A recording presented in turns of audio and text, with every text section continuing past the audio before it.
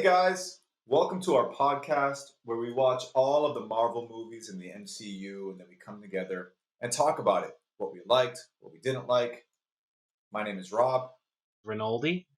Elise. And I'm Fergie. and today we are reviewing Thor. Thor, Odin's son, is the crown prince of Asgard. He is on the verge of being crowned king. However, he must swear an oath to his father to protect the Nine Realms at the cost of himself. Unfortunately, due to an attack from the Frost Giants, Thor is exposed as someone as impatient, angry, and prideful. Therefore, his father, Odin, banishes him to Earth in order to learn a lesson in humility so that he can be worthy once again to wield the power of the weapon Mjolnir, given to him as a sign of his kingship. However, his brother Loki seeks the throne of Asgard for himself. So he engages in a manipulative scheme that not only puts Thor's life at risk, but those of the allies he's made on Earth and his family. Will Thor rise to the occasion and be worthy to not only save Asgard, but to save the humans that he's befriended on Earth? Well, we'll find out. Yeah, I guess we will find out. Will he rise to an occasion? He did something to an occasion. What did we find out as far as reviews? What did people say about this movie? Well, I found one review here from Entertainment Weekly, dated back in 2012, and this is by Owen Gleiberman.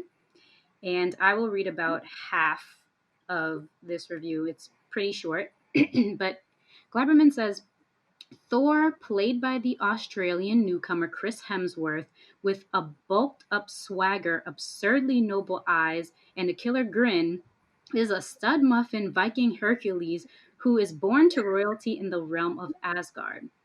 After crossing his father Odin in a fit of youthful pique, he gets stripped of his powers and is sent through a wormhole which crash lands him in the New Mexico desert. On Earth, Thor is rescued by a team of scientists, and he is almost childlike in his ability to cause trouble without trying.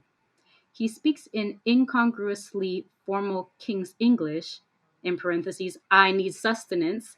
Yet the movie, though it's often a funny god out of water origin comedy, has a stirring emotional core as well. It keeps returning to Asgard, where Brana stages the political familial infighting centered on Thor's treacherous brother Loki, like an intergalactic gladiator. The director also proves an unexpected maestro, sorry, can't read, of digital effects. A crystal bridge, a race of scaly blue gargoyles who can turn anyone they touch into ice. On our planet, the film doesn't have much of a plot. Thor must retrieve his weighty hammer, the focus of a government security crackdown, and he does a battle with a grand fire shooting metal monster. Yet Thor turns its hero's confusion about who he is, where he belongs, and why he has these dot dot dot feelings for Portman's feisty Jane Foster into touchingly overscaled coming of age kicks. It's not art, but it's mighty fun.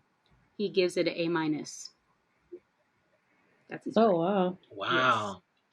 I that was don't a know good that. one. I don't know this reviewer. I follow a lot of reviewers, but that one I don't know. But that's interesting. Well, What he say about his eyes? I thought that was yeah. hilarious. Oh, wait. Let me read. His absurdly noble eyes. Absurdly This guy's noble. a I've never heard of that. That's a good one. So the review I found was from 2 months ago. It's from your girl Katie Rose, and she said, "I like it, but there is minimal action and well, let's just say we call it a chick flick movie. It's basically Hallmark for superhero slash Marvel fans. So if you want any action or cool fights, look somewhere else. But if you want romance, go for it." Wow. Wow. Hmm. That was short and to the Yeah, point. Yeah, no. she made. I guess I saw that too watching this movie. Yeah. Yeah. Okay, so what did we think? What would we grade it? Ooh. Tough. It was tough for me to figure out what to grade this. Yeah. Ultimately, I'm gonna go. I went into this because like I said, I marathoned these movies before Infinity War came out, and I remember watching this at that time and giving it a B minus, B as in boy, and I'm gonna go the same again, because the Loki stuff is amazing. I love it. And I don't like Jane at all. I wish it was just Dr. Selvig. Like, I wish, because that's all you need. This brother taught her everything she knows. So you don't need her to explain the science. He could just do it. He'd be like, yo, Thor, That's true. let's get a beer. I'm going to break some things down to you so you can take out Loki. All right, brother, good luck. Bam. And then he go back and deal with Loki. Like, we don't need her talking to him and sitting by the fire and holding his hand, like, oh my god, he's so strong. Like, we don't need that. So, unfortunately, because of her, this movie is a B minus, and at the expense of Loki, who put in some work in this movie. Anyway, Yeah, he did. He really did. B minus. Yeah, that's fair. That's fair. Yeah, I think somewhere between a B minus and a B, but I think I'm probably gearing more towards the B minus. Yeah, let's say it's B minus because I think yeah, it was a pretty standard origin film, but it didn't. It kind of it lacked a little zing, Mm. but it was fun. It was fun, kind of like what this reviewer said. Just talking about like the comedic points and things like that. I think that that Chris Hemsworth and Tom Hiddleston, I think they're pretty compelling, and that's what keeps you looking at the screen. I wasn't a big fan of Jane either. More so because, I don't know, it was just kind of like as soon as Homeboy came on screen, she was in love, and I was like, oh gosh, like, give it I, time, man. so are But women that shallow? He's really physically fit, and all of a sudden, I can't be without you. You can't leave. We got to I be together mean, forever. hey man, if you allow me to be honest, I'm gonna be real with you. He's hot, but I'm Yeah. just where's the, it still was My kind of man's like, shoulders. can you close your mouth? It's my man Jaw shoulders. was just open the whole time. My man but pecs. but yeah, yeah. So with that being said, I liked it. It was fun. B minus. Yeah, I was gonna say I agree with you, Elise. I'm in that B minus B range, but leaning more towards a B, just based on the other movies that I rated. Because I gave the Incredible Hulk originally a B minus, then I lowered it to a C plus, and then I gave Iron Man 2 a B minus. And I think this movie is just a tiny bit better than Iron Man 2. There were some really funny parts that I actually laughed out loud. Yeah. Yeah. Yep. And like just Thor's like that fish out of water thing is just really entertaining. And Loki is awesome. The way that we're introduced to Asgard is also awesome. So that whole world was just really interesting. So it's just like a slight step above Iron Man 2. But I agree with everyone with the whole Jane thing. I'm like, she's kind of annoying. I'm like, why are you here, first of all? I also don't like in a lot of superhero like TV shows or movies how like the quote unquote nerdy girl is also just really pretty girl with like Yeah, glasses. she's really Um, attractive. I'm like, yeah, I'm like, I've never seen a really attractive scientist before. I want to know where they no, live at. I need to they find that don't out. exist. You know how long it takes to get a PhD in Yeah. astrophysics? Like, it takes 10 Right. years. Like, Yeah. I mean, she's pretty. she look like So I don't she, know. she look like she's not even 30 years old. So I wasn't like totally sold. I'm like, I'll play along for the sake of the movie. I also don't understand their romance. Definitely he is hot, but I don't know. They're just shallow. I think, yeah, it's just really shallow love. That's pretty much it. Yeah. So I would say like B minus B. Okay. Yeah. I would give this a solid B. For a lot of the same reasons why you guys would give it the grades you give it. I think this was a solid, well, not solid. This was a decent origin movie for part one, and it's really hard. Like, if I were directing a Thor movie, I can see how difficult that Yeah. could be. Yeah. It's one thing to try to make an Iron Man movie or even make a Captain America movie or whatever, but to make a Thor movie, that is it's difficult to put that on the big screen. And so I think that they were trying to put elements that are going to suck people in um, at the general audience level, which is why we get the quick romance, which is why we get some other things that I have written down here. But I think what really worked was Chris Hemsworth knocked it out the park with Thor, and then Loki establishes himself as someone to watch and pay close attention to the whole charismatic. time. Yep. Very charismatic, very charismatic. And I liked Selvig and I liked Coulson. We get some Easter eggs going forward with the bigger universe and everything, which I thought was good. And this movie does a great job setting that up.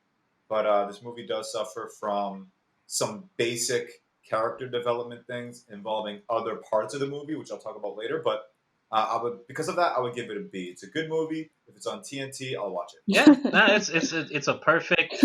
Like, yo, I don't got much going on. Let me just flip through the channels. Oh, it's on TNT. Yeah. Yeah. It also holds up because I feel like the last time I watched it was back in 2011. It's been almost 10 years. I still enjoyed it. I still have good memories of it, and I would watch it again. Yeah. Finally, we got like a real villain, man. After these other movies we were doing, we got an actual villain. You know what? What's crazy is that as we were talking about our reviews and the things that we didn't like as much and the things that we really liked and that, we enjoyed about the movie, the villain was not a part of that discussion. Yeah. Yeah. Like let me ask you, who exactly was the villain? I was about to ask. I have no idea who the villain was. Okay, well, I'm being technical because it's a convoluted story. I'm being technical. Like, technically, Loki is the villain, but yeah, you're right. It is more convoluted than that when you actually go through the movie, because both sides have good points. Like, Loki had good points, Thor had good points, and they're brothers, so it's really a family drama. So, but it was compelling. It was more compelling than, like, Obadiah and Vanko and dark brother that couldn't even see dirt in the Hulk movie at the end fight. A shadow man, because that scene was dark. It was better than that. That was more compelling conflict. Yeah. Now, how was it that the villain was like what part does he play in this? Because I think at the beginning of the movie, you find out that it's two kingdoms trying to merge, but it's more internal king and leadership thing or whatever, right? And then halfway through the movie, you find out that Loki is kind of in on it. Yeah. Yeah. Like, he's being deceitful. Yeah, like very deceitful. Doesn't then the villain only serve to show that Loki's adopted? Oh yeah, because Laufey, you could argue he's the villain because he's the one trying to kill Thor, and he's adopted. And Loki was adopted. Yeah, so it's tough to define exactly who the villain is. Yeah, no, that's a good point. In this movie, I mean, we know who it is. We know, but like, it seems like how like movies have an A plot, B plot, maybe C plot. Yeah. This was like a G plot. Yeah. like watching this movie, maybe it's because as a viewer I'm not looking for those kind of things as a movie, all that internal dialogue. But if I'm not invested in the movie, I'm gonna miss all that. And I'll see the Oh, villain's face. I'm like, okay, I guess he's a villain, but I don't know. Maybe I missed it. Maybe I was watching this while I was working on stuff, so maybe I no, missed no, you bring up a good point. I totally missed that, or at least missed looking at it from that perspective. So you brought up a new perspective. it. Yeah. Yeah. Yeah, I don't know.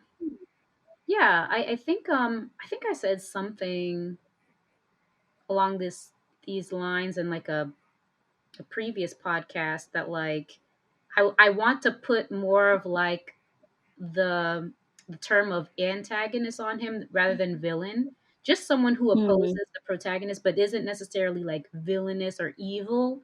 It's like yeah. Yeah. just difference in view or motive is probably what I would call him. I don't know. I agree with that. Yeah. You know, the thing about this movie is I think it reveals that they're both immature.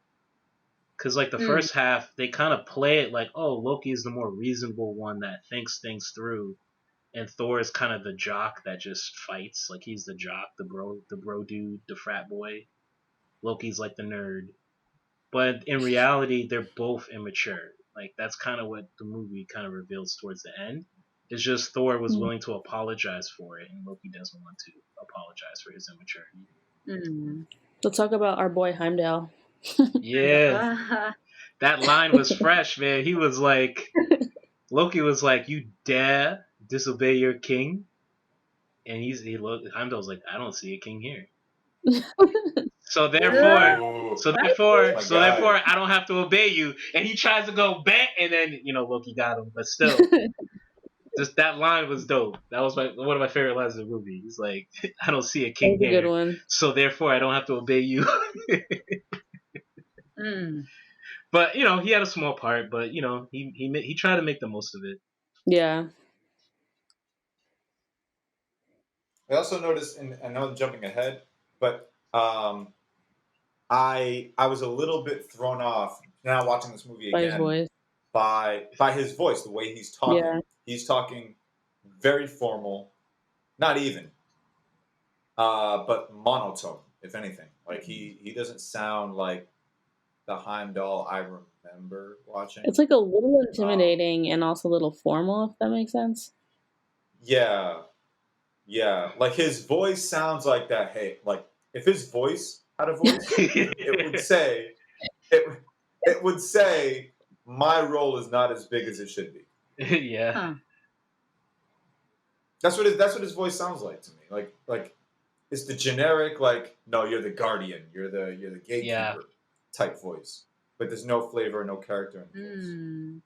But I will say that only happened in the beginning of the movie because then like halfway through and then later on he starts like really coming through because he's just like yo, I see right through you, Loki. Like Yeah. yeah. don't play I with think me. that's what I don't know. I noticed a change in him because when he realized like Loki was being dishonest, he started to be more assertive.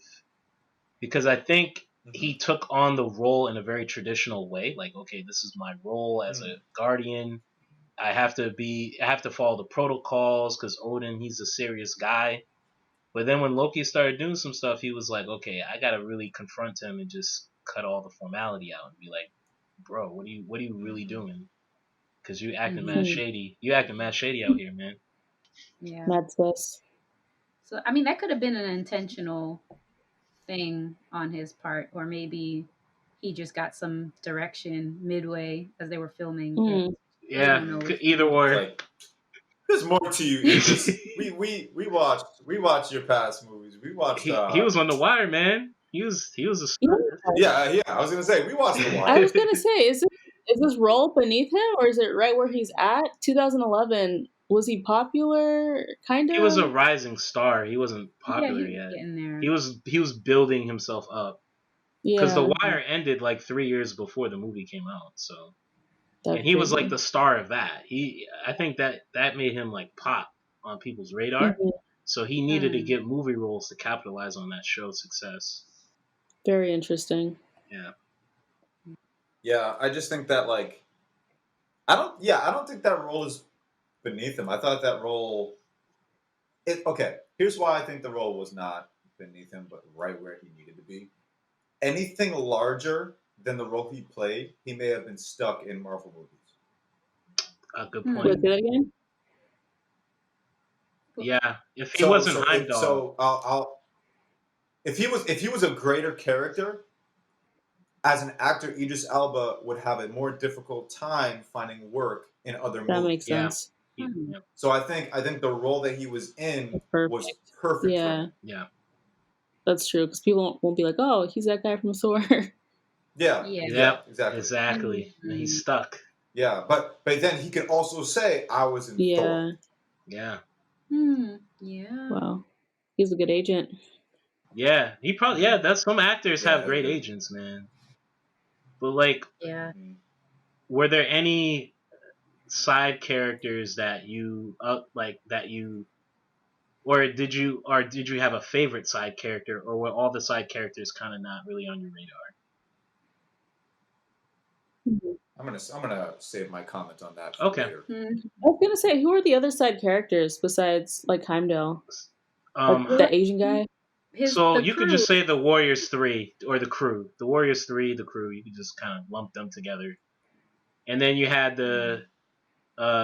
the scientists, I guess you could say, and then you had the Shield or Coulson. You could just say Coulson because the other Shield Mm. agents didn't have Son a lot of of Cole. dialogue. What was it? Yeah. I love that. I love that joke so much. That joke is on such another Oh, Yeah. level. you did. Like Wait, again, what joke? nothing worked in The audio cut that. out. So towards the end, Rinaldi, if you can hear me, uh, Oh. after the destroyer got destroyed, um, and I think Thor was about to leave, but Coulson stops Thor, and they're in the middle of talking, and Thor basically calls him. He goes, "Listen, son of Cole," and it was like so Yeah, casual the Yeah, way he he said slipped it. it in there. I was yeah, like, oh It my was he god. just slipped it. It's yeah. like if we were not paying Yeah, attention, we would missed miss That it was it. funny. completely. But the joke is Yeah, that was It's funny. I so genius. think we good. laughed for like 2 minutes straight. Like we had to pause the Yeah, movie to laugh. we were Oh, I love dying. that. That was my Listen, son of favorite Cole, part. and that like I feel like that really demonstrates the talent of Chris Hemsworth to be able to say such a hilarious Yeah, joke, Yeah. but Like, straight faced and Right. yeah. serious. yeah, It really plays into Thor because Thor is not like it's a joke and it's funny because he means it. He's not actually trying to make fun of his name. yeah. That's That's a true. good point. Right. Hearing. Oh That's a Oh, man, good point. yeah, no, this the jokes in this so movie. good. Okay, my thing with the MCU is that the jokes are great when they land really Hmm. well, Yeah, and the only actors who I see really landing the jokes well are Tony Yep. Stark or the actors Robert Downey Jr. and Chris Yep. Hemsworth. yeah, They land their jokes so well. That's so funny. I had written down in my notes like Chris Hemsworth as Thor and then our Robert Downey Jr. as Iron Man. They're both so charismatic, and I was wondering if you guys Hmm. felt one of them like played it a little bit better than the other. yeah. A little behind the scenes fun fact. So Chris Hemsworth, one of the reasons why he liked this role or was interested in this role after reading the script was the jokes. And he felt confident that he could land those jokes because he felt like, okay, this isn't a well-known character, and he's a character in a context that's very hard to understand because a lot of like political galactic stuff, and he felt like the jokes could help the audience connect with the conflict that he's going through because it's an alien Hmm. conflict. Hmm. So that's one of the reasons Mhm. why he was interested in taking this role. He did. It's Yeah, no, great. it was funny. It was funny. I had fun just seeing him try to figure out Earth culture. So yeah, that Yeah. was one of the good elements of this movie. My other favorite part was when he goes to the pet store and says, "I need a horse." I need a I horse. need a horse. I Oh, need a we don't sell horse. horses.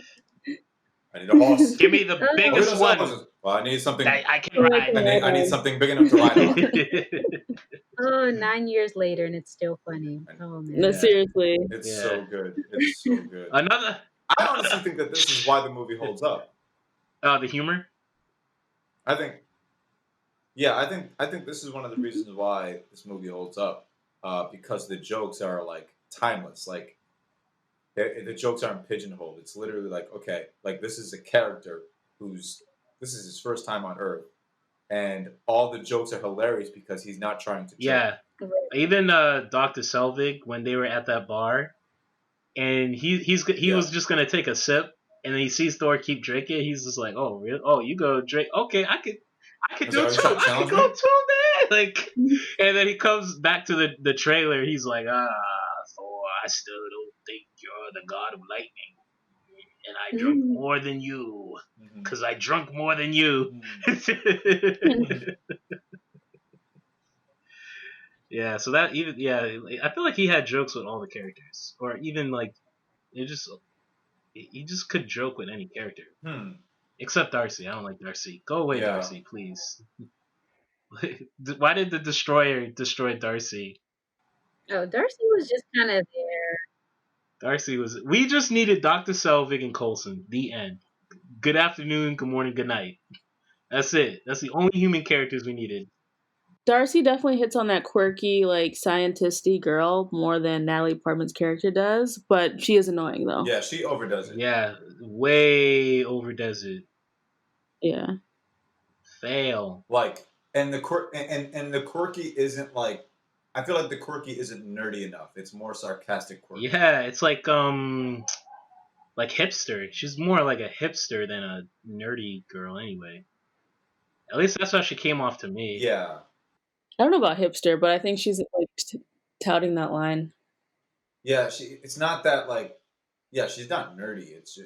I think she's quirky, but like she's also just like, she's not really shy. She's not. There's no. It's almost like there's no depth to the. Yeah, she's there. Yeah, and she She's keeps young. saying Mia Mia. Like, just stop saying Mia Mia. Just don't say it. If you can't pronounce it correctly, just don't say it. Stop annoying me. You're lucky Black Widow exists, because you would have replaced her as the most annoying character. Oh man. Because Darcy is annoying. Darcy is annoying. Anyway. The actress that plays Darcy, I feel like she plays the same person in all her roles. Like, she's that facts. Hashtag facts. So like when I saw her, I'm like, okay, we're just gonna get more of the same. Yeah. You know how in like these Marvel movies, there's always like a group of maybe 2 or 3 people that are in the movie. They're like supporting characters, but they're meant to be like a little, like somebody in that group is meant to be comic relief, or maybe the whole group is comic relief. I feel like that's what she was trying to be there for, and she just wasn't. No, right? yeah, exactly. like out of them 3, with Jane Foster, Darcy, and then Selvig. Selvig is the only one that has any sort of depth. Yes, and connection with Thor. Like. Yeah, that's all you just needed. Selvig, like that's it. It's even worse when the end credits. It's even worse because in the end credit scene, Samuel Jackson does not recruit Darcy. He does not recruit Natalie Portman. Nick Fury, Selvig. So that's all you needed. That's it. You just needed him. I'm sorry. This movie could have been a B+. But it would be boring though. Nah, he could. If you gave him dialogue that was funny, he could work with it. Because the problem is his role's so small. Because you got to take care of the other 2 ladies. The movie's 2 hours. How much time could he have? He would have more. If he had more screen time, you could probably write more jokes for him. Like that one bar scene, I think could have been a sign of like, oh, maybe if you gave them more time together. I don't know. I see what you mean. Like the time that all 3 of them took on the screen, that could have been taken up by just Thor and so. Exactly. And it would have been better. Yeah. Because she had to say Mia Mia every 5 minutes. Then then the other lady had to get all googly eyed because he could be a Zumba trainer or something. So it's like they had to give them time. So it's like there's only table scraps for Selvig, table scraps to work with. I agree with you, but I don't agree with you because I feel like what the girls bring, it is a lot of annoyance, but it's like more colorful. I think you're right. They do need to write Selvig more like more dialogue and more interesting things, but I also think it'll just be boring and it'll be a lot of guys just talking. Yeah, that's a good point. Yeah, how many women are in this movie? Sif, the mom. Yes, Sif and That would be it. Yeah. Yeah, Sif and the mom. don't get me started on Sif. No, I like Sif. no, I like Sif Nah, don't get me too. I'm started. just like She I should am team have. Sif. Thor should have hooked up with Sif instead of daggone Jane Foster. But anyway, go ahead. I felt bad. No, I felt bad You feel about that in the bad? end. No. Hear me out. Because I agree with you. In the end of the movie, there was that one dialogue with Sif and Thor's mom, and she tells Sif like, yeah, his heart's for someone else, and I'm like, dang it, Thor, like you just met this woman, she's googling whatever, googly eyed over you, whatever, She's and Googling she's googling you, she's googly eyed, and she's googling you, she's looking you up, you. and you have like someone who you've known much Your longer day one has some had hidden your back. like I don't know. That would have convinced, like, romantically, that would have convinced me Right. a little bit more. Mm. And then at the end they kind of just write it off. We don't explore that at all. We don't. It's I don't know. It wasn't treated as if the movie cared about that. Yeah. Well, earlier in the movie, was there any like romance between those two? I don't No, think so. there I wasn't. didn't see it. That's just personal There wasn't. wish fulfillment. That I would want to see it, but there wasn't. It wasn't Yeah. there in the movie. Because that's why that line at the end, I'm like, oh, I don't really care because the movie didn't even allude to the fact that they might be in love or vice versa or Yeah. whatever. So I'm like, Yeah. whatever, Yeah. that's her loss. Yeah. Yeah, outside of the movie, isn't there actually like a storyline with the comics where they actually are a thing, at least at some point? Yes. Thor and Sif? Mm-hmm. Yeah, I thought I saw something like that. I'm totally team Sif, but they didn't put that in the film, so Yeah. Yeah. Well, I said don't get me started on Sif, not because I don't like Sif. I have something later on that I'm going to Okay. share. But I agree with you, Elise and Renoli. Lady Sif, I feel like could have had a bigger role. Could have been, I don't know, involved in the story a little bit more. I know what the movie was trying to do with including Jane Foster because that's his Lois Lane basically, and Yikes. but I just think that Natalie Portman, I don't think they wrote her character well. No. Yeah. I think I think the director what's his name, Alan Taylor. No, it's Kenneth Branagh. It's Kenneth Branagh. Alan Taylor. Okay. He did the sequel. He did two. Oh, he did the second one. Gotcha. He did. So he did. So, yeah, Kenneth Branagh did the first one. Got you. Okay. Yep. Got you. Okay. So I think what he ended up doing was he watched a Disney movie before he started filming her scenes. That's what I think. Fun fact. I think he watched. Yes. Kenneth Branagh, the director of Thor 1, was one of the professors in Harry Potter, Lockhart. The one that was incompetent. Oh. Yeah. Yeah, the one that he used Ron's broken wand and he got his memory erased. So I feel like he I feel like he was hired because of his experience with Harry Potter. Like he was involved with that. He was a character in that movie. Yeah. I see. And so it's like kind of in a world that like is, I don't know, not like reality or whatever. Like that fantastical world. I think to your point, Rob, then this movie deserves a prequel so that they can kind of work on that Sif relationship. Yeah. That'd be interesting. I think they could have accomplished that in this movie, though. They could, really? If you were very careful about it, you could do it. Because obviously you have only 2 hours, but if you plan it out, it could be done. I think with the right actor or actress in her case, I think she's a good actress. Mm-hmm. Um, I think for to communicate that there is something underneath the table, it doesn't take dialogue. It takes a look. Yeah, that's fair. Yeah, like it takes a look, like after the dialogue, or if they're at a party and she sees him interacting, and it's just the look on her face or her expression, or somebody comes up to her and asks her a question or tries to talk to her and she's distracted. It can just take a moment or a few moments throughout the movie where something else is being established and we see her. I don't know, just looking at Thor the way Jane Foster looked at Thor. I don't know. It takes a look though. I Yeah, think. no, well, I feel like That's fair. I can I get feel behind like that. the couple moments that the camera did focus on her, you saw something that you could interpret, but I guess like to your Hmm. point, it wasn't enough. Because I feel like Yeah. when they came to ask Loki to like, oh hey, like can we go? Can you like rescind the banishment? You know, like let's can we get Thor or whatever? You know, and seeing her get fired up when Loki said no, it don't, it's gonna stand. Hmm. You could kind of see that, Hmm. but that wasn't like the romantic. But you can interpret it that way. That was probably more like this is my homeboy. I can't believe you just Yeah, like. it came off But like that.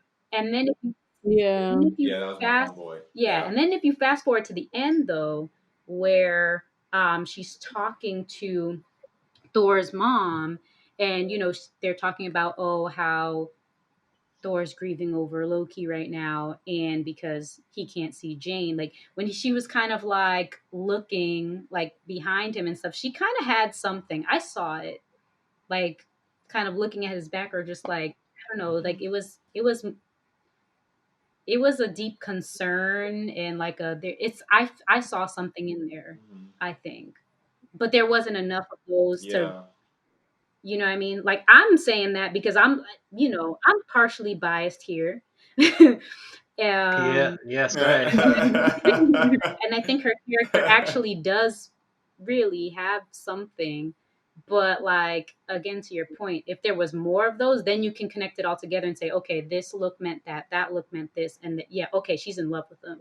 You know, Yeah, I Hmm. think if this movie was going to play more on the romantic side, then they missed an opportunity Yeah. with Lady Sif, Yeah, um, and that angle. I think they missed an opportunity. mhm, But I think I think they were just working more on the angle of Thor, his origin story, uh, how he finds Earth, and then the whole situation between him, Loki, and Odin. mhm, I think that was sort of the primary story of the movie, yeah, and they were really trying to focus on that because that was, I think, Thor's primary character arc. yeah. right, Um, so I think in that they may have missed an opportunity to make this B plot romantic mhm, movie where hey, if we're gonna make this a little complicated, let's make it a romantic movie. Romance can be complicated when you have someone who likes you, but you're afraid to say it, and this guy likes somebody who's just random. I don't know. Like, Unrequited love. yeah, Yeah. yeah. I think there's the missed opportunity there if we're gonna make this a little more of a romance yeah, movie. Although it wasn't a romance movie overall, but I think yeah, but Yeah. yeah, yeah. Was it though? they just needed to take their time with it. But it was just kind of like Thor came, and then she was just her eyeballs. I could just see it. I'm like, oh boy, the love was in her eyes Hmm. Yep. immediately. And then it was kind of like, Hmm. okay, yeah, I like you because you're like this mystery man that's hot. And then he got her book back, and now she's like, oh, I love you now. Like, what? What's nonsense? What's lying? Oh my gosh. Got a book back. Oh man. Oh my Like goodness. I mean, I guess love at first sight can exist, but I just It- I personally I like a development. That's a that's that's just I attraction agree. at first sight. I didn't love at first sight. that's gotta be like a look in passing or something, because that was the quickest love at first sight Yeah, man. It was like ever. instantaneous. No, she reminds me. Oh Yeah. my gosh! I think in the first episode, Rinaldi, I think you mentioned how Marvel has a villain issue. I think they also have a romance issue. Yeah. Yeah. So we Yes. have Tony and Pepper. They solid. Bruce and Betty. Bruce and Betty, and thumbs down. Bruce and Betty, no. Yeah. Thumbs way down. If Betty wasn't in the movie, that movie would have been better. Because as a single man, he was a more compelling character. Then he got into a relationship, and it just dropped. Yeah. Now, to be fair, A woman made his life no. worse. To be fair, Tony got better with Pepper though. Tony got better with Pepper. Tony Yeah, became that's more facts. compassionate, and he cared about other Right. people because Pepper. Right, but the romance part wasn't like for Pepper and Tony. It didn't seem like the click, but obviously she was there as his rock. Yeah. Yeah. But the romance issue. So you still kind feel of like there was a exists. romance issue with them too as well. I don't know. A little I think bit. they're just believable though, because it's like they were more of colleagues than friends, Yeah. and then a relationship. I feel like that's more believable in just real Yeah. life than, oh man, you're hot, let's get married, have my baby. Yeah. Oh, man. Yeah. Oh. And then that's it. That's all we got. Tony Pepper and Bruce Betty. That's what we've covered so far. So, what about the action? How do you guys feel about the action elements of this movie? I mean, I don't. To me, it wasn't an action film. It wasn't. Yeah. I mean, they went to Jotunheim. They kind of did a little something. Came back. He was, the Thor was on Earth. Yeah. The destroyer came. Sif did a little something again, and then Yeah. he goes back. It just kind of was like little quick pieces of something, but Mhm. yeah, it wasn't really. It was, yeah. Mhm. Yeah, it definitely did not feel like an action film, and even the action that was in the movie, I've seen much better. It feels like it was just kind of in there. It just existed. Yeah. Thor has to fight someone, so here they go. And even in the end, I don't even know what happened to the destroyer. There was like this big cloud. They were up in the air all of a sudden, and then they just kind of just disappeared or something. I missed something because because if I'm watching this and I'm like, yo, like this thing just smacked Thor once, tossed him 5 yards, okay, and Thor's gonna come back and beat this guy. Well, we got to see how he's gonna do it. What's Thor gonna do? And then they're in this tornado, and then they're in the sky, and like now they're not. Like I don't know. That's again another missed opportunity. I think you could have had a really good action shot. I think there were some cool things that they did, but like early on with Lady Sif when she had the sword in the destroyer's neck or whatever, I thought that was cool. But I don't know. I didn't think that action was the point of the movie.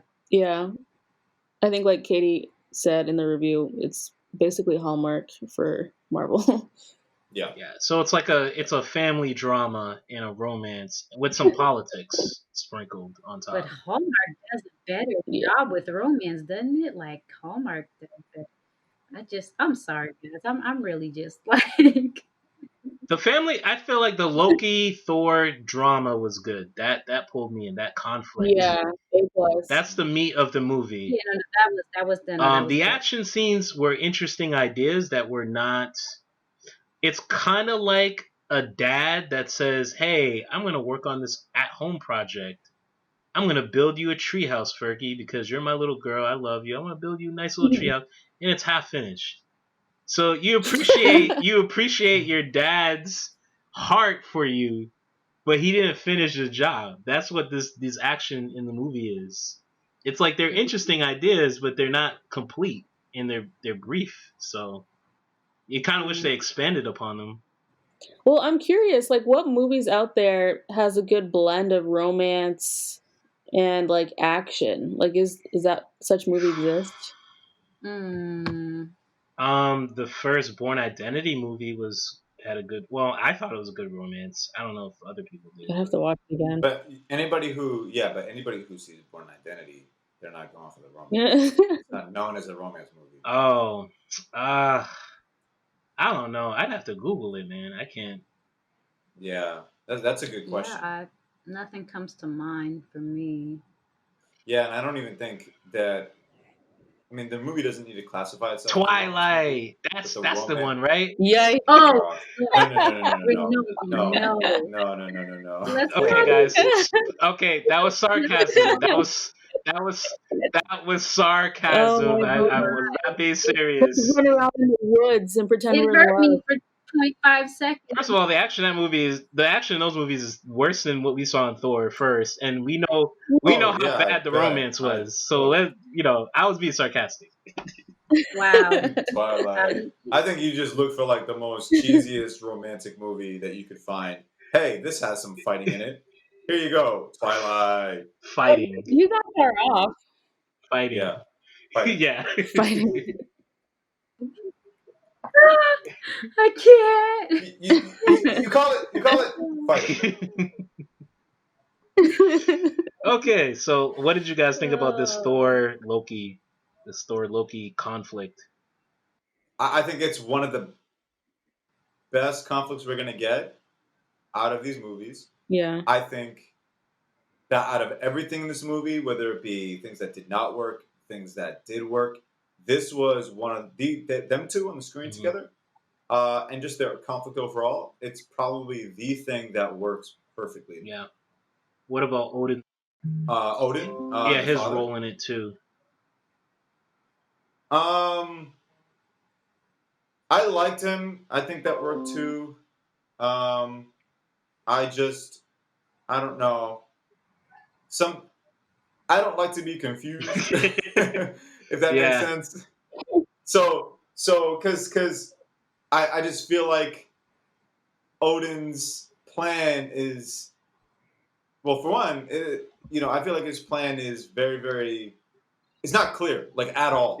Right when you think you know his plan, halfway through the movie, if not like later on, like he reveals some weird, crazy plan later on, and then like you're like, wait, where did that come from? I thought you wanted to banish him from, and so, and that's probably where Loki learned that from, because Odin is a lot like that in this movie. He has his one plan, and this is what he's communicating, but underneath the table, he's doing some weird, shady stuff. Yeah. What about you, ladies? I liked it. I thought it was really good. I think anyone that has siblings or a younger sibling, you can relate to kind of that hostility that, oh, I want to be mom's favorite or I want to be dad's favorite. Like, why are you like this? So I thought it was very real, very believable. Also, some parts I'm like, this is kind of like Lion King, low key, Loki, with Scar and Mufasa, yeah. Mufasa. Almost forgot his name. But I loved it. I think it was really well done. I feel like also when you go to watch a Thor movie, you're going for Thor and Loki. It's not just Thor himself. So it was great. It was real. Yeah, no, I liked it. Kind of based off of what Fergie was saying, you kind of have that sibling rivalry that's very realistic. But I think what made it even deeper and where you could kind of sympathize with him was when you found out, like, oh my gosh, like I'm not from here. Like, dad, okay, what's good? Like, were you gonna tell me? So it's just like just knowing his background, that he's not actually um his son, was just like, oh dang. And then it plays into his what he's thinking, like, oh well, this is probably why you never thought I was worthy, because like I'm not even really your son. So it's just like I like how that builds on each other and just how it gets fleshed out. So yeah, I liked it. So what didn't we like about this movie? Ooh. Are we trying to get into it? Yeah, you wanna dance, Rob? Like they say in the old Western movies? Wait, do I want to dance? Like in the old Western movies, that's what they'd say. Leading up to a battle. Leading up to a battle. I yeah. got you. I got you. You want to tussle? You want to tussle, young fella? So put him into Odin Sleep. What was that? Put him into Odin. He's in Odin Sleep right now. Shakespearean 8 Mile. Wow. It's Shakespearean 8 Mile up in here. Where's Odin? He's in Odin Sleep. So whack. You will have to look at thy back, because I speak truth. If you're looking for me and I'm sleeping, please tell anybody who's looking for me, oh, he's in Rob Sleep. She's in Fergie Sleep. Fergie Sleep. Oh, he's in Odin Sleep right now. What does that even mean? It's how do I get into it? It was in the comics, and I don't know the movie. But it is kind of corny. In the context of this movie, it's corny. Elise, what were you saying? Hey man, when you a king, you can slap your name on anything. Who's gonna stop you? It's Odin Sleep. Be like, if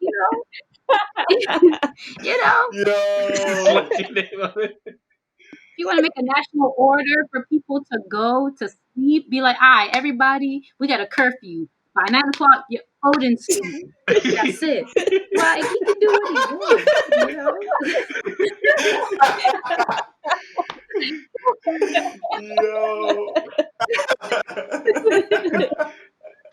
he He did the clap. He did a double clap. Yo. Oh, man. Like you're Odin Sleep. Oh, at least you're stupid.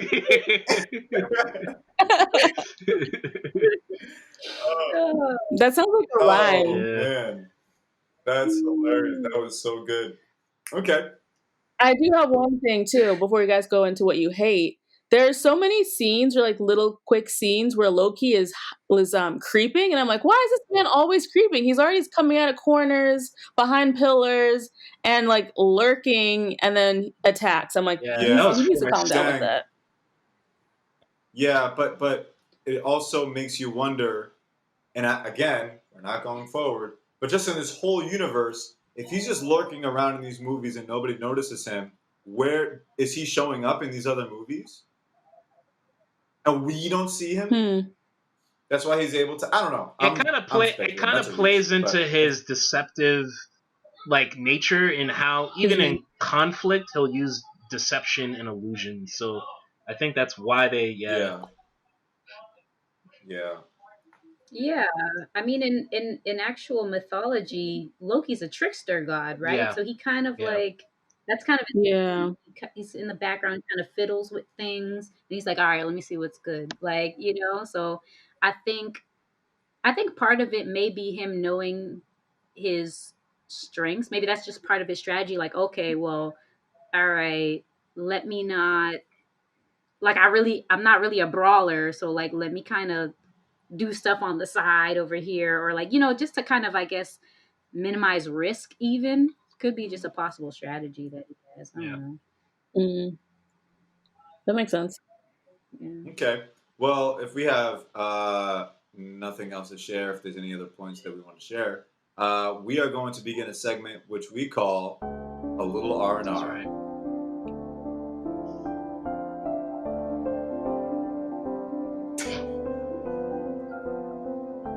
Overall, the movie was okay. For a fish out of water movie, it was a worse E.T. but a better Kazam. Despite Stud Muffin Thor and Dreamy Eyes Heimdall, this movie suffers in one thing. And this one thing is supporting characters. Specifically, Lady Sif and the Warriors 3. We always overlook them and we always forget about them. Even in the scene where he runs into them. When they're in Asgard, he runs into them, they're catching up, and he's talking about their plan, or his plan, Thor's plan. And they try to get Thor to doubt. And Thor goes, "Hey, Warriors 3, don't you remember back when we did this? Don't you remember back when we did this?" "No, Thor, I don't remember. I have not seen that movie. I want to see that movie. I don't care about your chemistry. I don't care about your history. Chemistry needs to be witnessed and not told to me." That is my one gripe I have with this movie supporting characters. And the same thing applies for everything else in regards to supporting characters. With Jane Foster, with Darcy, whoever else is supporting characters in Thor. While this movie has a great star cast, it suffers, unfortunately, with a very weak writing for supporting characters. Thor and Loki, a conflict that is the focal point for the entire MCU. A conflict that basically shapes the world of movies revolving around Thor and the rest of the Avengers. We get to see the origin of that in this movie, Thor 1. And it's a conflict that drew my attention from start to finish. Unfortunately, we had to focus on other storylines involving the supporting characters. But there is potential in these supporting characters. There is a glimmer of hope to help these supporting characters. Because much like the show, the popular game show on ABC, some of these supporting characters were the weakest link. Number 1, Darcy. Go away. Stop saying meh meh. It's annoying. It's very childish. You are a college student, and you sound like a 4-year-old that wants to get attention from her mom. Well, I'm sorry. Jane is not your mom. She's an immature teenage girl who sees a hot guy who could be the quarterback of a football team without his shirt off, and for some reason wants to commit her life to him, even though multiple people with highly skilled backgrounds such as Agent Coulson, multiple medical personnel, and your mentor Dr. Selvig believe he is insane. But it doesn't matter. He has a hot bod, so therefore I will put my financial, my future, and my professional trust in this man. Both of you need to go away. Bye-bye. See you later. Have a good night. Hopefully, this is a lesson to future directors on how to write supporting characters. Supporting characters are not bad. They can be helpful. You just have to pick the right ones. I feel like we're on the same page on that, if I'm being honest. I feel like this movie could be so much better if they were able to utilize their supporting characters more. When you look at, I don't want to jump ahead, but they're just other movies that people love, that we love, and part of it isn't just because we love the star, but we love the supporting cast as well. We know what we're going to get. Yeah, I mean, I think even, I think it's just a matter of time. You only have 2 hours, so the less characters, maybe the more time given to the better characters, maybe they can do more interesting things instead of just talking about doing interesting things. Because that was kind of annoying too. That was, hey, Thor, remember when we went to Veckenheim or Eifelheim and we were surrounded by 300 men to one, and I'm like, yo, can I see that? Because we got an action scene that didn't reflect that at all. Yeah, we got a scene where it looked like a schoolyard fight, not an epic war battle. Mm-hmm. Yeah, I just think that they could have used the supporting cast, the supporting cast, better. It's just tough when you need these characters because of the comic books, but it didn't seem like the director knew what to do with them. No. Kenneth Branagh is a Mm. fantasy type dude. He's not a comic book dude. So I know I read an interview where he said he read through the comics, like the whole cast did, but that's not his background. So maybe it just didn't connect with him when he was making the movie. Let me ask you guys then, how would you make this movie better? Like, who would you cast? Who would you recast? Would you change the ending? What would you? How would you make it an A+ movie? Now we're getting somewhere interesting.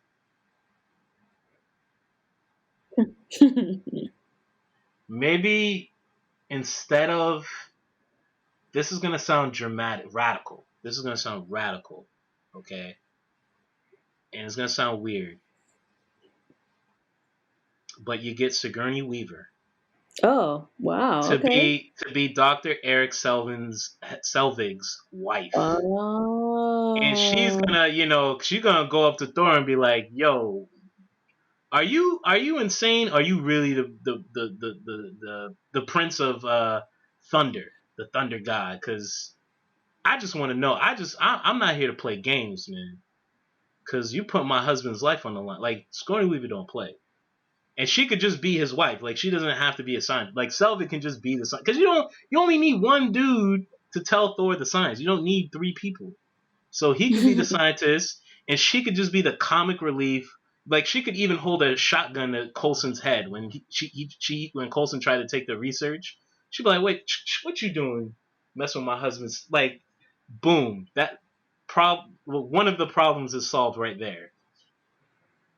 Um, what else do you do? I think you got to get rid of the Warriors 3. I like them in the comics. They're really fun, and I think the actors in the little bit the scenes that they had, you could tell that okay, they have the ability to be charismatic and fun, and they do care about Thor.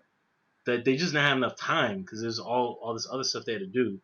So they literally should have just been Easter eggs. Like they should just show up at the beginning when Thor was about to be crowned king and be like, "Yo, what up, brother?"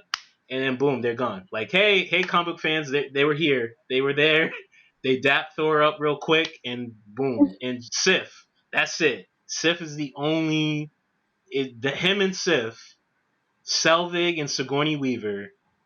That gives Idris Elba more to do because there's less characters. Coulson more to do, less characters. And then you got to come up with some better action sequences. You got to actually start what you finish because they would start something and then it would end. So you got to expand. You got to like make it like a war movie, like Save It Private Ryan. Like you got to have like strategy. Like okay, like you guys go on the backside, protect, and then you guys go up above and shoot, arrows, down, and then we're gonna go circle around like strategy, like Game of Thrones type stuff. So that those are my fixes. I like that. Sigourney Weaver's a good choice. Yeah, because in the actual movie, they're whining about getting the research stolen.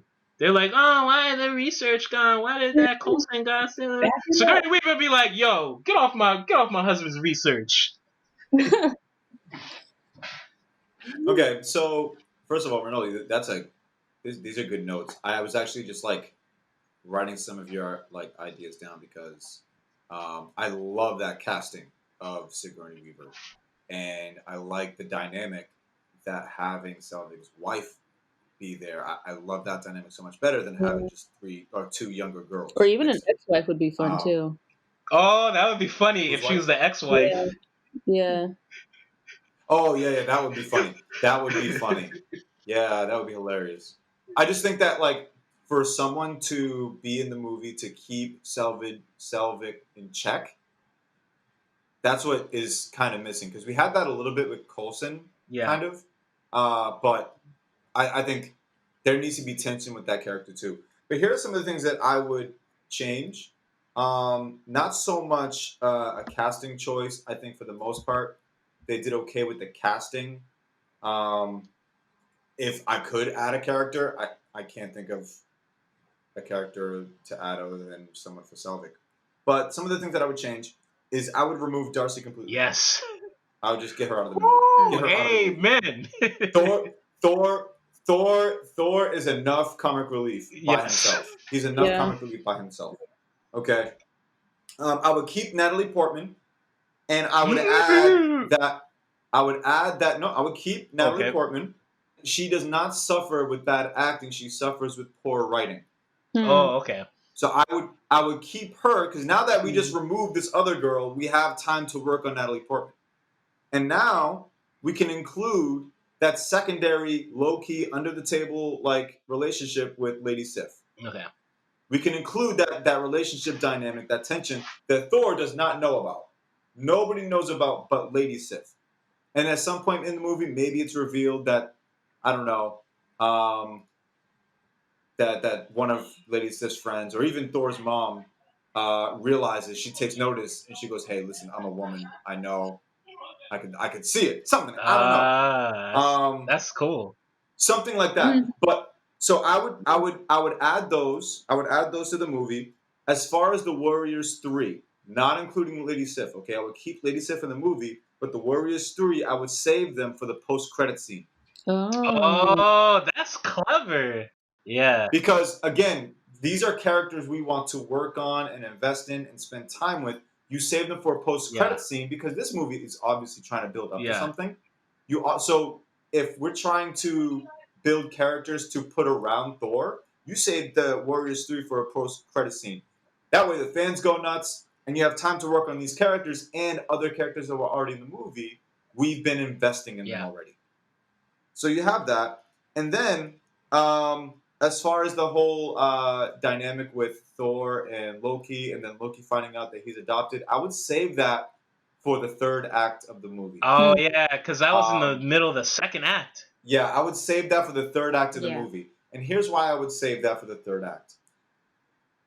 Throughout the whole movie, there can be that huge question mark of, why is Loki doing all this? Why is Loki being deceitful? Why is he playing two sides of the fence? Why is he doing this?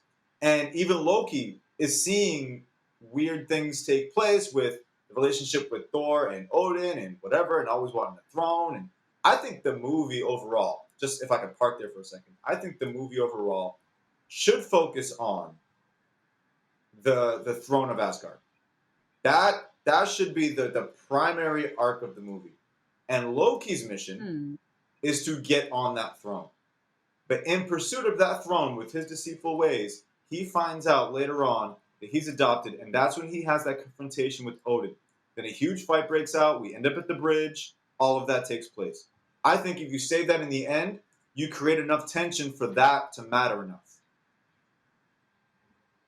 That's what I would do. Wow. Those are some of the changes I would do with the movie. Now, obviously, you move things around, and you have to add and take away from the stories, but those are the bigger parts of the story that I would change. Wow. Dang. Wow. I love Sigourney Weaver. I feel like she would knock it out of the park. I think it's wise going with a woman that's older as opposed to younger, just to kind of add a bit more depth to the whole movie. But I like the way Rob laid it out. Like, he would just rearrange certain things, and I think it makes the movie more compelling. And even though Rob's movie doesn't have Sigourney Weaver, I think I would rather watch that one. But yeah, so Sigourney Weaver would just kill it. But yeah, I think rewriting the movie is a smart choice. I think out of the two, I probably would go with Rob's direction. Just because I like like Darcy, get her out of here, right? Um, but just the idea of leaving, the idea of having more time to develop other things so that it doesn't feel rushed and there can be more of a progression. Because I think I think that was one of the biggest things that was wrong with the supporting characters, is just that they were kind of there and it was just bam, but it was like, but how? And so so I like your edits, Rob, of developing the whole Sif thing. I'm not being biased, but I do think it's good. Nah, at least I'm um, with you. but yeah, Sif just is anything more time so it's not so chunky and it doesn't seem like okay, main plot and then these random things that are just like, oh, just kind of hanging there. You can still go with the whole fight for the throne, but also have the other elements that you can then use in sequels. You Mhm. know, have it Mhm. feel like that. Hey, Good job. it's two for yeah, two. It's two for yeah, two. But that was a bro. I love that casting by yeah. Rinaldi.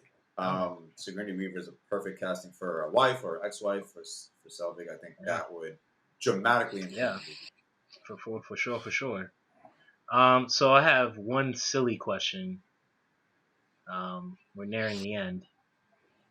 So I think the earlier podcast we did ask a silly question about like our Iron Man suit customizations.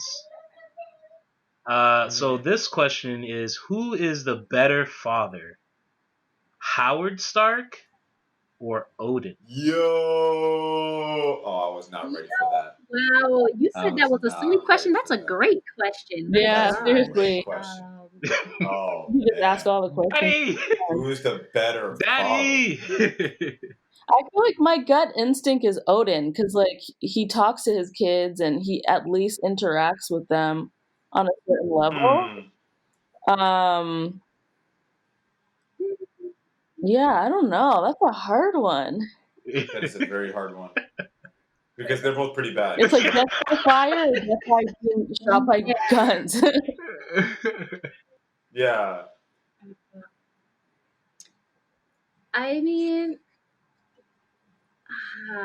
mean, they both make interesting choices, but I think I'm leaning toward Odin. Um, and I don't know, maybe I say that because he was actually present. I think what we see with Howard Stark, it's kind of like posthumously, Yeah, seeing some of this stuff. So I think that's probably why I'm saying what I'm saying. But I don't know. Odin kind of was like he tried to teach Thor. He tried to say, hey, you're yeah, not ready. You're not ready to be king. And he tried, and then he kind of like when Loki confronted him, then he kind of had that. I don't know if you guys thought it was weird, but he kind of collapsed Oh on the yeah. stairs. Oh, that was Yeah, very weird. he he did got life the alert. Like all it he takes did the is to mom. argue with you, He did, and he like I remember whenever I was getting punished by my mom, and my mom would get the belt out, I would play dead too. Like he did the mom. I would play dead He did the too. mom from Nutty Professor. He was like, oh, But he's the father, so it's supposed to be Yeah. Right. So why reversed. is he collapsing on the stairs?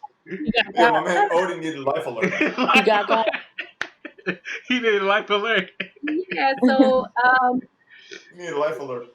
yeah, where was I going with that? Oh my gosh, I'm I sorry. distracted myself. But you were saying that they had this I distracted myself. confrontation.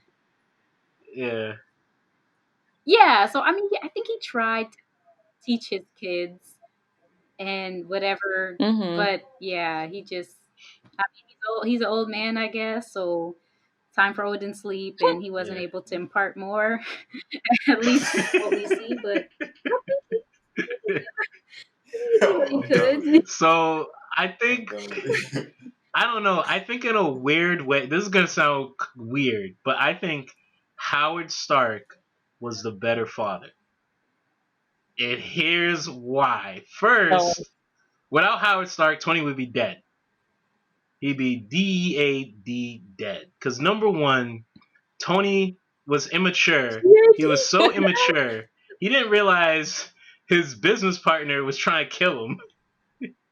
And if he didn't have like the blueprints for the original arc reactor, Tony wouldn't have made the thing that was inside his chest. Who made the original arc reactor? His daddy made the original arc reactor. So that alone is more helpful than Odin, who just yelled at his son and said, "You're a greedy, selfish, crude boy." Like, how does that help Thor do anything? Like But he never even told Tony where it was, though, or anything. He just left Tony to figure it out. but Howard knew Tony was smart enough to figure it out. He had confidence in his sons. Odin had no confidence in his son, which is what made Loki go insane, because he's like, wait, you didn't think I could handle this? If you told me as a child, you thought I couldn't handle it? Because what excuse do you have? All you have, you're basically caught in the open. You're exposed. You're like, yeah, I didn't think you could handle this, so I kept it from you. That's not helpful. Like, and then with Thor, he literally was 5 seconds away, 5 seconds from giving him the throne if Loki didn't do Loki stuff. And then what would have happened to Asgard? So this brother was like, Howard. Yeah, because this is what Howard. Because a father is supposed to prepare your son. No, I'm saying the father's just supposed to prepare the son.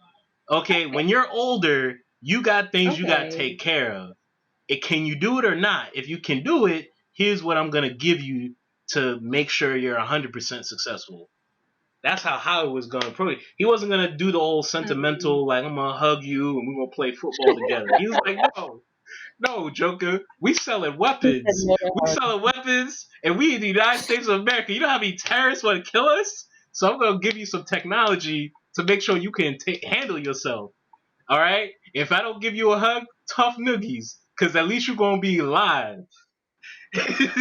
Well, Odin reminds me of a Haitian father. The tough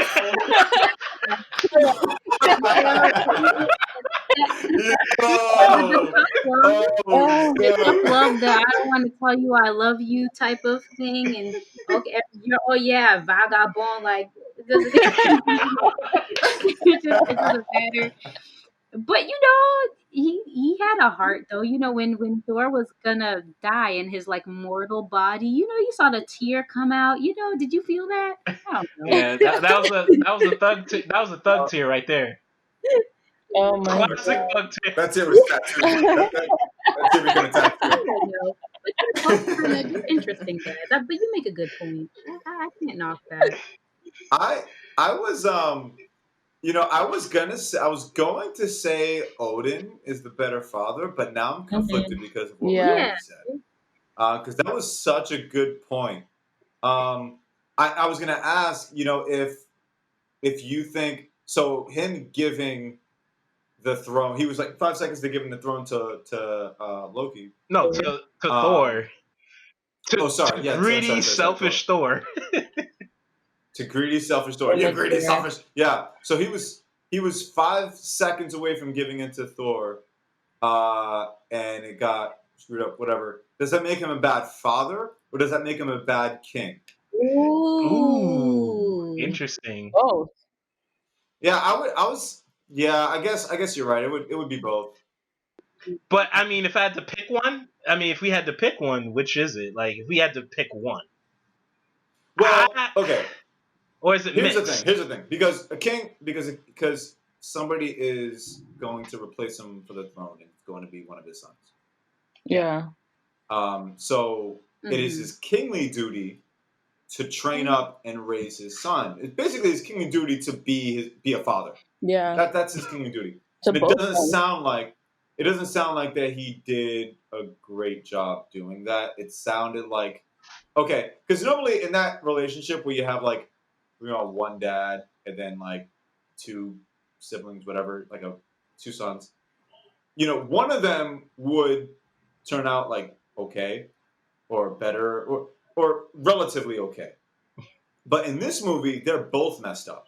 Yeah, they're both immature. They're both messed up. They're both immature. They're both messed up in their own way, and it's all because of Odin.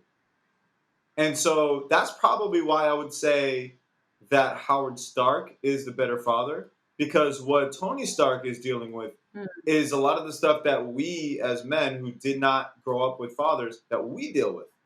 But that does not hinder him from being Tony Stark. It doesn't hinder his confidence. It doesn't hinder, him being great. It doesn't hinder that. It does trip him up. It does catch him by surprise at times, whatever, and it influences why he jokes the way he jokes and how he avoids things. But I think overall, I would say Howard Stark is the better father. My only thing is in Iron Man 2, when Tony Stark was watching the footage from like years ago and he was talking about blah, blah, blah, arc reactor, whatever. In the footage, he turns to his son, Tony, and he goes like, hey, little brat, like, stop touching my stuff. Get away. And then 5 seconds later, he turns to the camera and he goes, you don't know this now, but you're my greatest creation. Like, what? Dude, you're just in the room with him. You were just in the room with him. But he was like, what, 4 years old? He wouldn't. Yeah, he was like, he was a toddler. He was 4 years old. Yeah, so that's just a small example. I mean, I think if I was a father, I'd do the same thing. Yeah, but I think Howard was training the next CEO of Stark Industries. He wasn't raising a son. But it's kind of the same, though. It is the same. It's the same. It's a big position. Yeah. It's not like he's, it's like a local carpentry shop or whatever. It's like a big corporation that deals with weapons. I think there is a difference. With what Rinaldi's saying, there's a difference between having a successor and a son. Mm-hmm. I mean, they could coincide, but you could raise your child to strictly just be a business person. Like, okay, I just want to leave my business in good hands and whatever. And you're just caring about your legacy as opposed to like actually giving that emotional support and love to your child. So I don't, yeah, I think they could be exclusive possibly, but it's better if it's one. So in that case, that they're only focusing on raising successors, but not sons, which is a little selfish.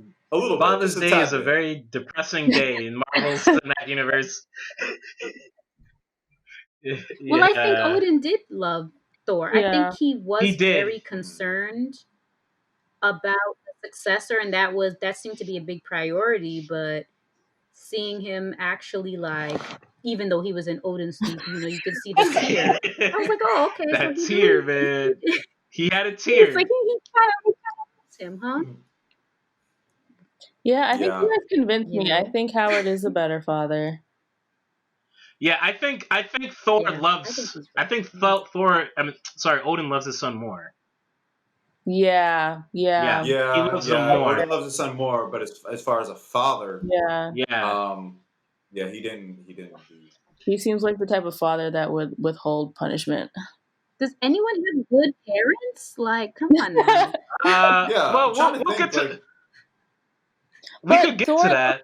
Both parents, though, out of all the other characters. Frigga was a great mom. She was there for the kids. Yeah. Well, so did Tony. Oh yeah, Tony's mom was good. Yeah, she cared about Tony. He had both parents up until. I mean, this is obviously we're talking future, but he had him up until he was a teenager. Yeah. Yeah. There's some. I think there's some characters with good parents, but we'll get to it. I mean, we're gonna cover more movies. There's definitely some with bad. Yeah, but we're seeing the theme where like, okay, father issues. It's happening. Throughout. Daddy. It's throughout. Dang. Can't be a superhero without parents. Yeah. I guess not. I mean, unless Batman, kicked it off. So. So I don't know if there's anything you guys want to add or. Oh, wait. What's up? We gotta rank them. Oh, we gotta rank them. I almost blew it. We gotta rank. I'm telling you. All right. So who's going first?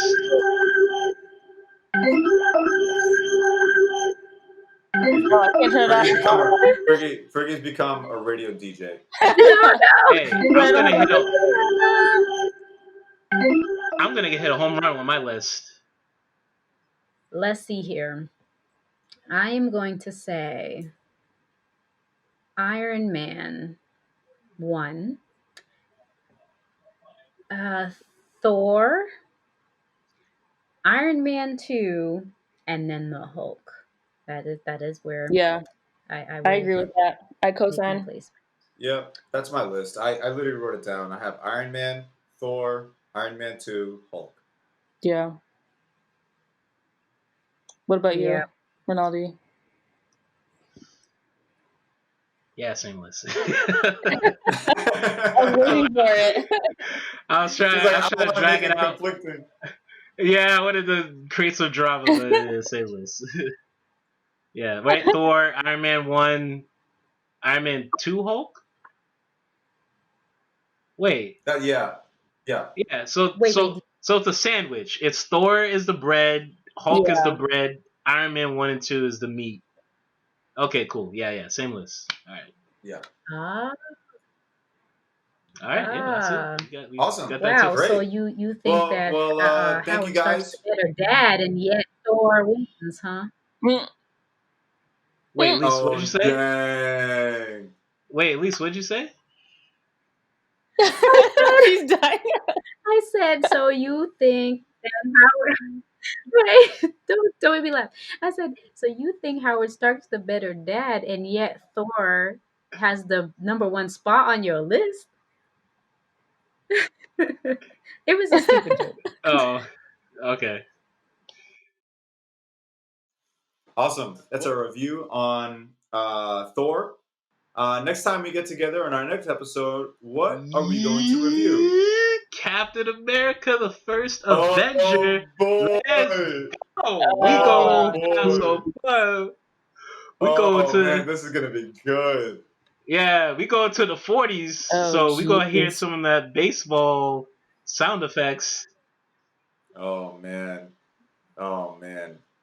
Well, yeah, next time we get together, we're going to do a review on Captain America, the first Avenger. That is going to be a very interesting one. So please tune in. And for those of us listening, thank you so much. See you guys later.